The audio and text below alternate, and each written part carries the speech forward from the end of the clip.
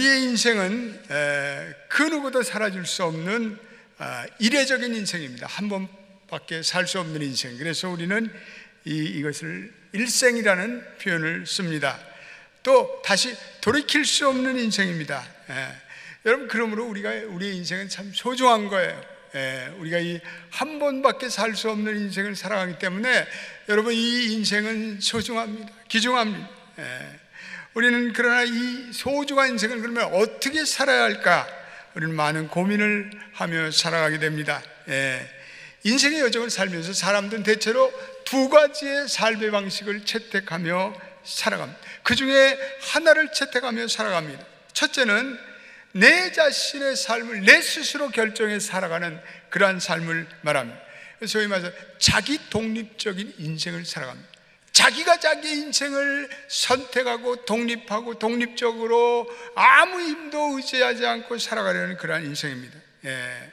또 다른 삶은 나는 누군가의 도움을 받아서 누군가의 인도함을 받아서 살아가는 인생입니다. 그 누군가는 초월적인 존재입니다. 하나님의 인도하심을 받아 살아가는 그러한 인생입니다. 그래서 나는 하나님의 도움을 받아 하나님 의존적으로 살아가는 그러한 인생의 삶을 살아갈 수가 있습니다. 현실적으로 우리의 인생은 다 처음 걸어온, 처음이자 마지막이죠. 또 우리의 오늘과 내일이라는 시간은 한 번도 경험해 보지 못한 새로운 시간입니다. 그러므로 우리가 새로운 생소한 곳에 여행을 하면은 우리 여행 가이더가 필요합니다. 그와 마찬가지로 우리의 인생도 이 가이더, 인도자가 필요합니다. 우리의 인생 여정을 살아가면서 우리는 하나님의 인도하심이 대단히 중요합니다. 그러나 현실적으로 우리는 이 하나님의 인도하심에 대해 많은 성도들이 깊은 고민과 갈등을 한 번 정도 겪지 않은 성도들이 어디 있을까요? 하나님의 인도하심이 과연 내 인생의 삶에 일어나고 있는 것일까? 회의를 품은 그리스도인들이 적지 않습니다. 하나님의 인도하심을 구했는데 nothing happened, 아무것도 일어나지 않습니다. 시험에 빠진 성도들도 있습니다. 하나님은 내 인생의 그 모든 디테일한 그 자세한 계획을 가지고 계시는 걸까? 하나님은 작은 일로부터 큰 일에게까지 구체적으로 하나님 내 인생의 계획을 가지고 계시는 걸까? 하나님이 내 인생을 정말 인도하신다면 어떻게 그 하나님이 내 인생을 인도하실까? 우리는 이 기나긴 인생의 여정을 살아가면서 우리는 어느 순간부터 내 힘으로 살아갈 수 없다는 것을 깨닫게 됩니다. 나는 누군가를 의지하며 살아가야지, 그리고 그 하나님의 절대자의 인도하심이 필요하다는 신앙을 가지고 살아갑니다. 그런데 우리가 이 하나님의 인도하심에 대해서 우리가 깨달음과 확신이 없이는 우리가 그 하나님의 인도하심을 우리는 실감할 수도 이해할 수도 없습니다. 우리가 이 하나님의 인도하심에 대해서도 기독교적인 우리 성도들이 두 가지의 세계관에 접해 살아갑니다.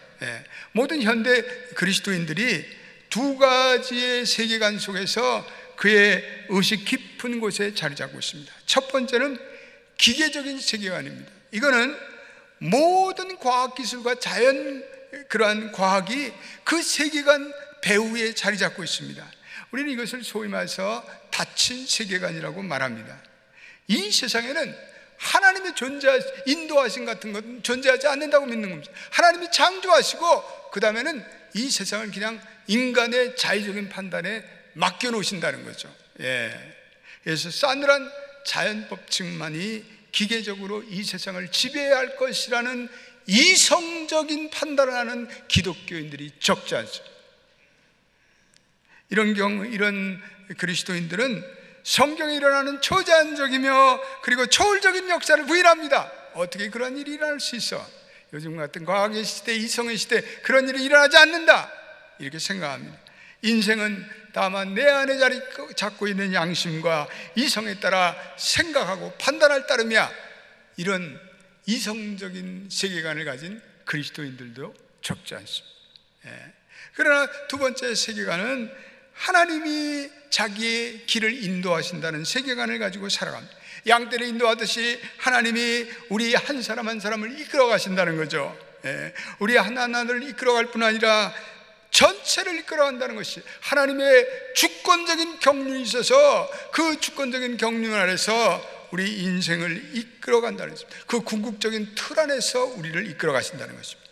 하나님이 개인적으로 우리의 기도를 들어주시지만 또한 그 기도는 하나님의 주권과 경륜이라는 큰 동심원 아래서 하나님의 주권과 조화를 이루면서 우리의 인생을 인도하신다, 이렇게 믿는 것이죠.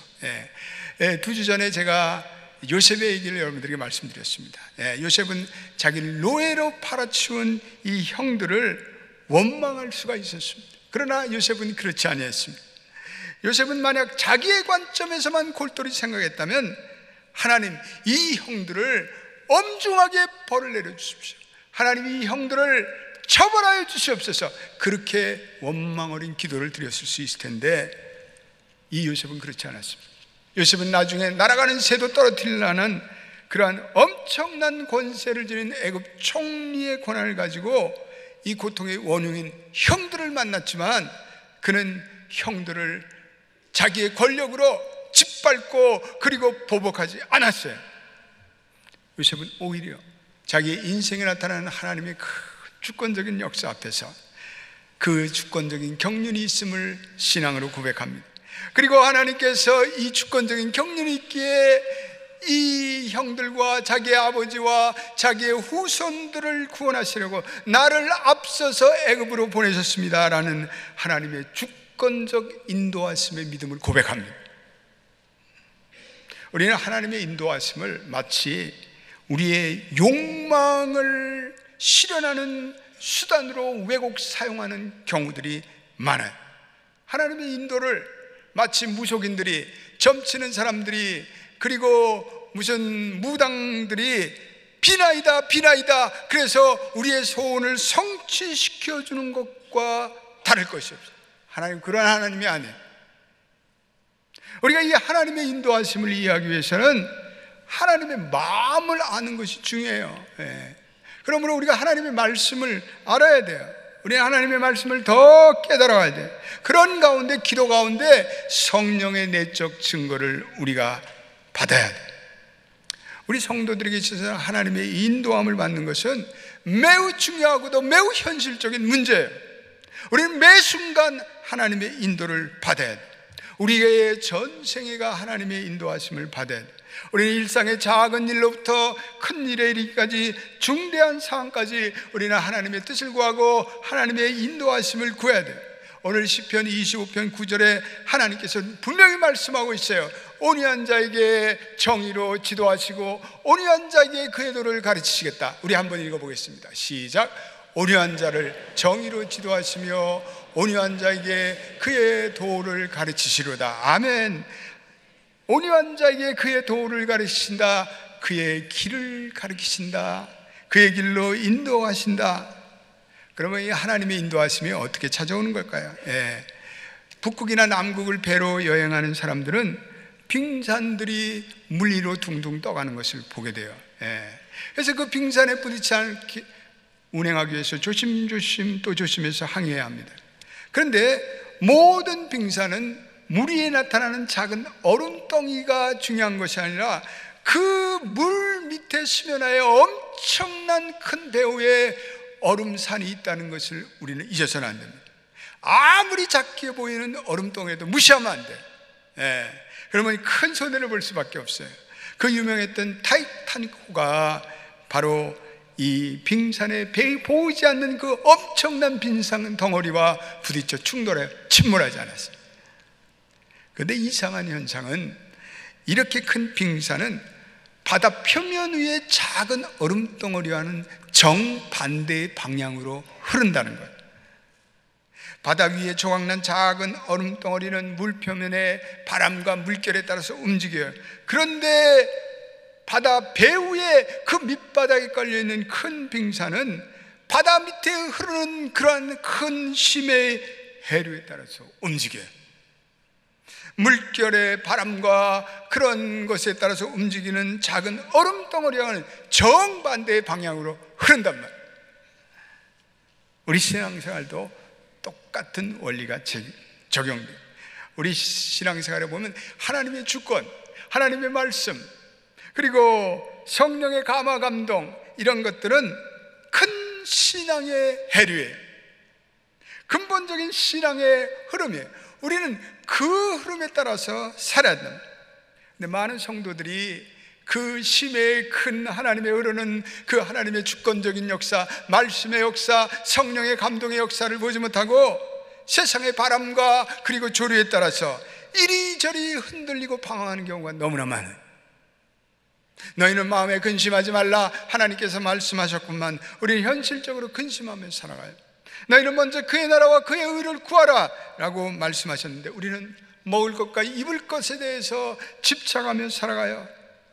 괴로울 때 주님의 얼굴을 보라 이렇게 찬송을 해야 하고만, 정작 괴로울 때는 세상 사람들처럼 내게 상처를 준 그 사람을 원망하고 미워하고 증오하며 살아갑니다.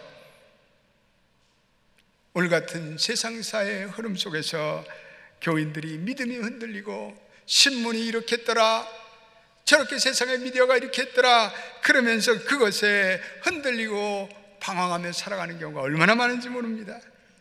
로마서 12장 2절에 사도 바울은 우리에게 이런 귀한 말씀을 주고 있습니다. 우리는 한번 읽어보겠습니다. 시작. 너희는 이 세대를 본받지 말고 오직 마음을 새롭게 함으로 변화를 받아 하나님의 선하시고 기뻐하시고 온전한 뜻이 무엇인지를 분별하도록 하라. 여러분, 신앙의 삶은 누구나 다 걸어가기 원하는 대중적인 삶을 걸어가는 삶이 아니에요. 신앙의 삶은 세상의 흐름을 역류하는 삶이에요.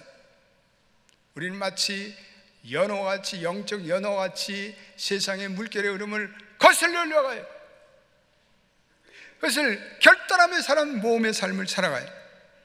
하나님 없는 세상 사람처럼 우리가 세상의 시류에 따라서 이리저리 흔들려서는 안 돼요. 우리는 하나님의 주권이라는, 그리고 하나님의 말씀이라는 이 영원하신 하나님의 근본적 해류에 따라서 움직였다면서 우리는 인생을 살아가야 합니다.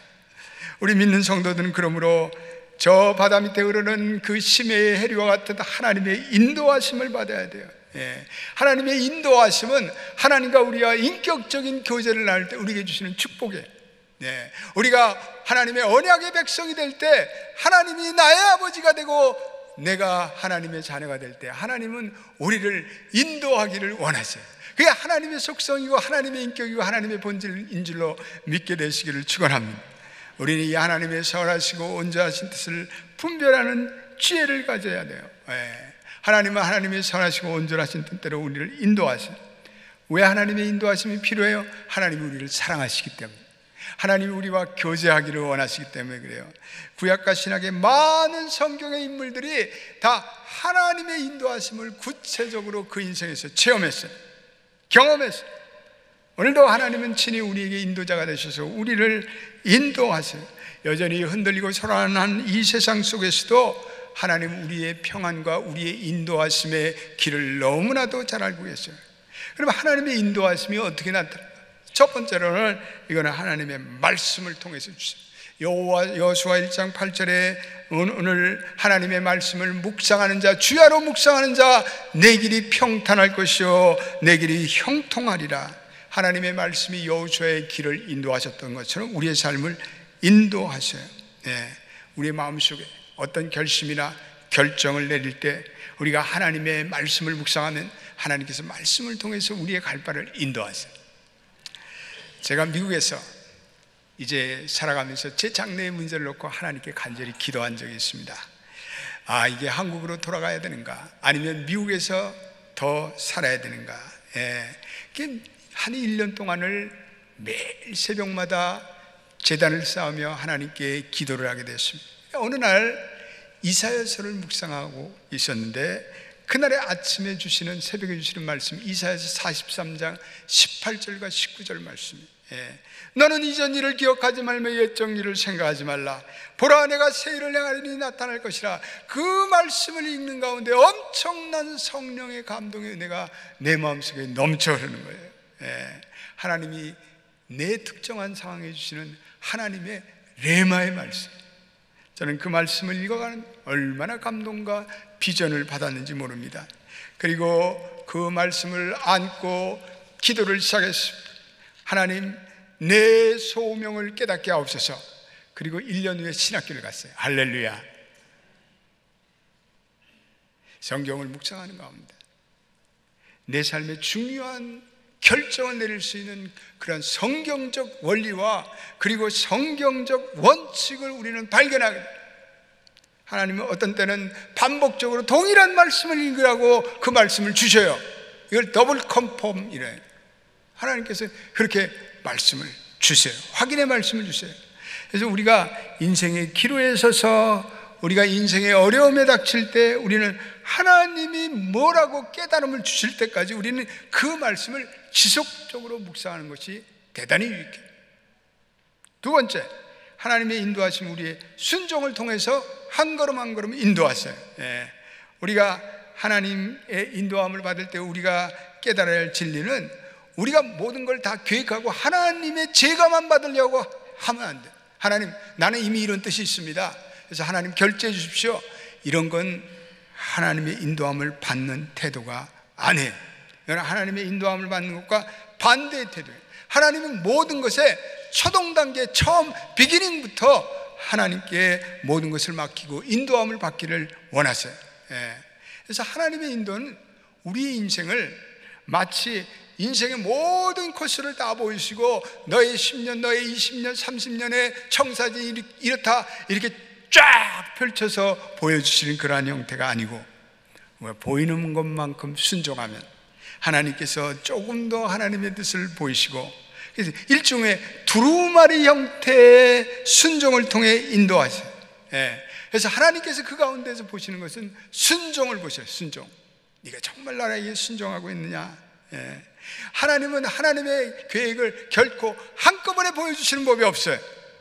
그리고 우리의 믿음과 헌신을 주목하고 계세요. 그래서 그 분량만큼 하나님께서는 점진적으로 하나님의 인도하심을 보여주세요. 때때로 우리는 우리의 인생의 절박한 문제와 상황에 집착할 때가 많아요. 저도 제 인생을 돌아오면서 내 인생의 앰비션에 따라서, 내 야망과 내 욕망에 따라서 내가 그렇게 살려고 하는 때가 있어요. 그러나 하나님은 우리에게 오히려 영적 성숙을 기대하고 계세요. 먼저 성취하고 세상적으로 성공하는 것이 중요한 것이 아니라 너는 먼저 나와 교제하자, 나를 깊이 알거라, 먼저 깨끗하게 살아라, 영적으로 성숙해지거라, 먼저 하나님 나라와 그 의를 구하라, 그렇게 말씀하세요. 내가 계획 다 세워놓고 하나님 이제 결제 도장만 쾅쾅 찍어주십시오, 그것은 하나님을 내 인생의 들러리로 만드는 거예요. 우리가 신실한 하나님에 따라서 구하고 하나님의 관계를 하나님의 관계에 우리가 그 기도하며 인도함을 받을 때 우리의 마음속에 참 평강이 와요. 그러니까 우리 신앙의 삶 속에서 평강이 오는 것은 좋은 거예요. 피스, 내 마음에 피스가 오는, 결정을 내리면서 내 마음이 홀가분해지는 것은 좋은 현상이에요. 성경에 보면 바울에게 그러한 예가 있어요. 바울은 소아시아 지방에서 복음을 전하는 자기 계획을 다 세워놔요. 그리고 그 계획에 계속 집착해요. 그런데 하나님께서는 그 계획을 허락치 아니하셔요. 그래서 어느 날 사도행전 16장 7절에 예수의 영이 이를 허락하지 않는지라. 그래서 사도 바울이 하나님의 이런 가로막음에 순종하여 지중해 항구 도시인 두로아라는 항구로 조그만 배를 타고 그는 건너갑니다. 그리고 그는 거기서 그 두로아의 항구로 가는 배를 탔다는 것은 자기의 계획을 내려놨다는 거예요. 아시아에서 복음을 전하는 자기의 선교 계획을 내려놔요. 그리고 두로아에서 자기의 계획을 내려놓고, 그리고 하나님의 인도하심을 간절히 사모하며 기도하는데, 그때 마게도냐의 그 한밤중의 환상을 이 바울이 받게 됩니다. 바울은 이 환상을 본 다음에 하나님의 뜻이 소아시아에 있지 않고 유럽에 먼저 복음을 전하라는 하나님의 비전을 받아요. 사도행전 16장 10절 한번 같이 읽어보겠습니다. 시작. 바울이 그 환상을 보았을 때 우리가 곧 마게도냐로 떠나기를 힘쓰니 이는 하나님이 저 사람들에게 복음을 전하러 우리를 부르신 줄로 인정함이라. 바울이 그 한밤중에 그 환상을 보고 우리로 나로 하여금 마게도냐 유럽으로 먼저 복음을 전하라는 하나님의 인도함을 받게 됩니다. 하나님의 인도하심은 우리의 야망과 우리의 생각을 내려놓을 때 그 인도하심이 구체적으로 그리고 투명하게 나타남. 마음판에 내가 그렸던 내 그림을 하나님의 순종의 지우개로 지워버릴 때 하나님의 뜻이 선명하게 나타나. 내 자신의 그림을 계속해서 내가 주장하면 하나님의 뜻이 나타나는데, 어느 날부터는 하나님의 뜻과 내 뜻이 막 오버래핑이 돼가지고 겹쳐져서 나타나고, 이게 도대체 어디가 하나님의 뜻이고 어디가 내 뜻인지를 알지를 못해요. 그리고는 우리가 졸속으로 결정하고 나중에 하나님 원망해요. 하나님 기도했는데, 기도하긴 뭘 기도해. 내 뜻과 하나님의 뜻이 믹스가 돼갖고 혼돈이 일어난 거죠. 왜 하나님의 뜻대로 했는데 이런 일이 생겼나, 하나님을 원망해요. 우리가 하나님의 뜻을 물을 때는 우리의 자리에 서서 물어서는 안 돼요. 하나님의 어떠한 부르심도 하나님께서 그렇게 하라면 우리는 그렇게 달려나가는 순종의 마음으로 살아갈 때 하나님께서 우리를 인도하시는, 하나님께서 자기 백성을 인도하실 때 지도만 훌쩍 주시지 않고 주님이 친히 임재하사 우리의 인도자가 되세요. 네. 세 번째, 하나님은 말씀이라는 지도만 주시지 않고 때때로 성령의 감화감동으로 우리를 인도하세요. 저는 제 자신도 삶의 현장에서, 목회 현장에서, 지난날의 삶 속에서 하나님이 우리의 교회를, 저의 인생을 때때로 인도하시는 하나님의 구체적이고 초자연적인 역사를 경험합니다.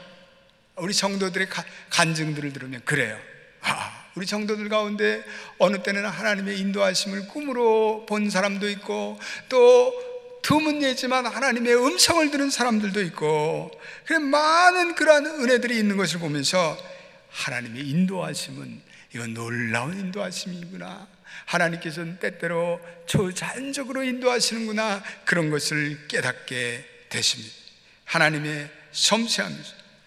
하나님께서 우리 연합교회를 이렇게 오늘날 이 교회까지 인도하신 것은 하나님의 초자연적인 인도하심이에요.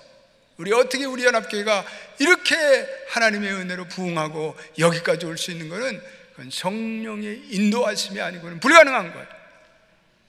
하나님의 섬세한 인도하심. 저는 지난달에 하나님의 인도하심을 우리는 항상 묵상하면서, 저는 우리 연합교회 장래에서 긍정적인 믿음을 가지고 있어요. 할렐루야. 우리 연합교회는 하나님의 인도하심 가운데 계속해서 하나님의 인도하심을 받을 줄로 믿습니다. 아멘입니까? 예, 그래요. 하나님이 인도하시는 거예요. 예. 요즘에 자동차 길을 인도하는 내비게이터라는 그러한 이 위성 항법 장치가 있어요. 여러분이 다 가지고 있습니다. 성령의 인도하심이 그래요. 그래서 평면적인 지도만을 제시하고 네가 알아서 가라, 이게 아니라 어떤 때는 그 지도를 읽고 지형물을 판단하고, 그래서 오른쪽으로 가야 할지 왼쪽으로 가야 할지 판단한 다음에 오른쪽으로 가라고 지시했음에도 가지 않으면 turn away, 그래요. 돌아가세요. 하나님의 인도하심 그래요. 우리가 잘못된 길을 갈 때 하나님 막으세요. 그 길로 가면 안 된다. 하나님께 기도할 때 하나님은 그 사람 만나면 안 돼, 그 사업하면 안 돼. 하나님의 인도하심을 받을 때 우리가 어떤 때는 주산을로 튕겨서 이성적으로 판단이 안 되는데 해보아라, 내가 도와주면. 여러분 연합교회가 이 교회로 인도할 때, 여기로 이사와서 이렇게 교회를 질 때도 하나님, 이 상식적으로 이거 될 수가 없는 거예요. 그런데 하나님께서 믿음을 가지고 나가라, 함께 아마. 그래서 우리 온 성도들이 기도하고 우리 장로님들이 기도하고, 그래서 담대한 결정을 내리고 하나님 도와주실 줄로 믿습니다.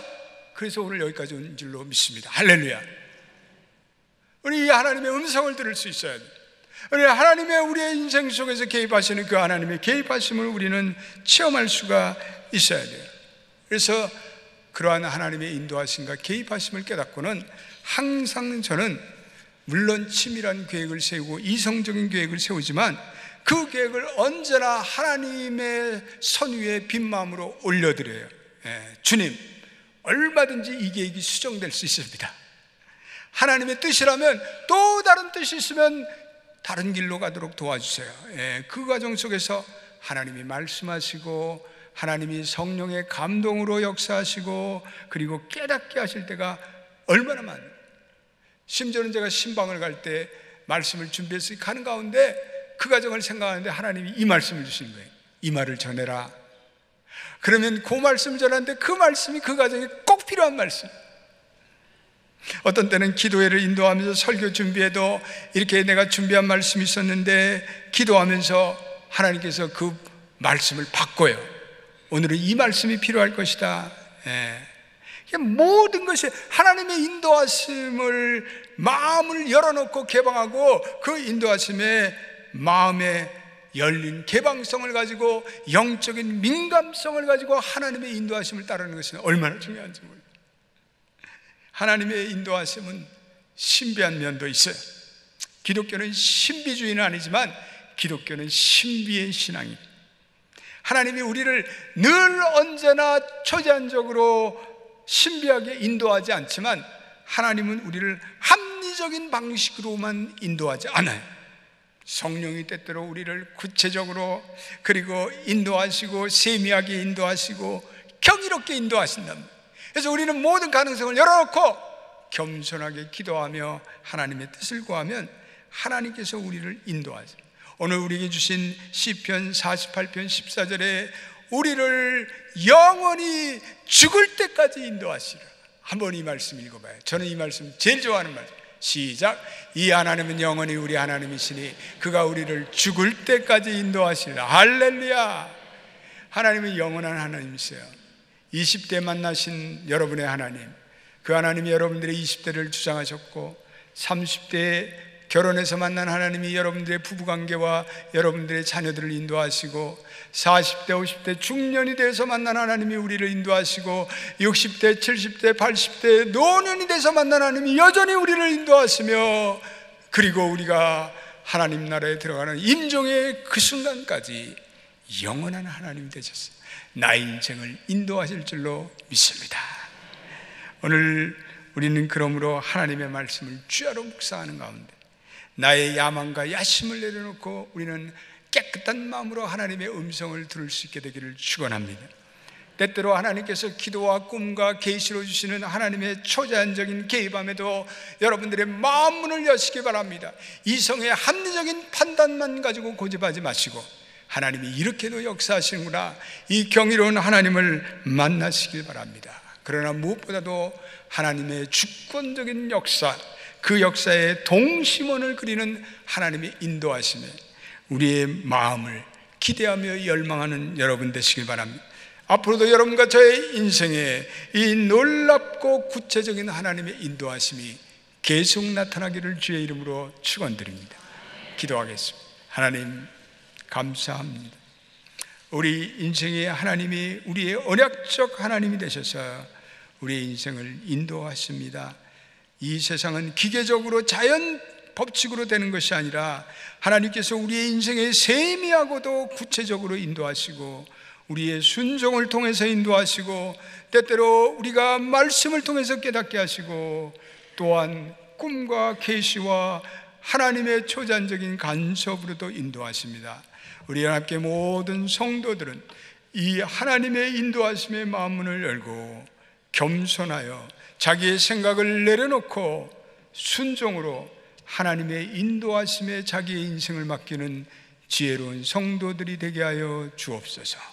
예수님의 이름으로 기도드립니다. 아멘.